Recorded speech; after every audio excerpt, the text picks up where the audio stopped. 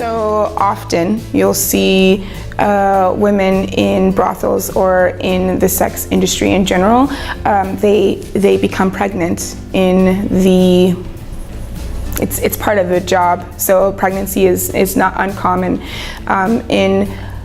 In China, in other countries as well, abortion is seen as a normal occurrence. It's a normal medical procedure.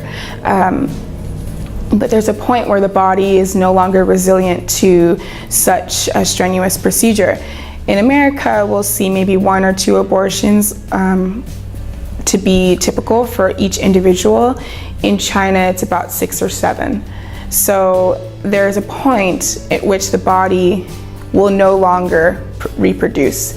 So often we've seen with individuals, they get to the point where they hit their 6th abortion, and the doctors will let them know, if you have this abortion, chances are you'll never have kids. So you might as well have this kid. One woman in particular, she had been sold accidentally by her parents into the sex industry. She was on her 6th abortion and was feeling very sad. She didn't want to lose the chance of potentially having her own child, and she knew she wasn't married. She knew that she didn't have the husband to raise this child in the customs of this place. But she, with counseling with the organization and also with just the hope of getting out of the industry, she chose to bring the baby to full term.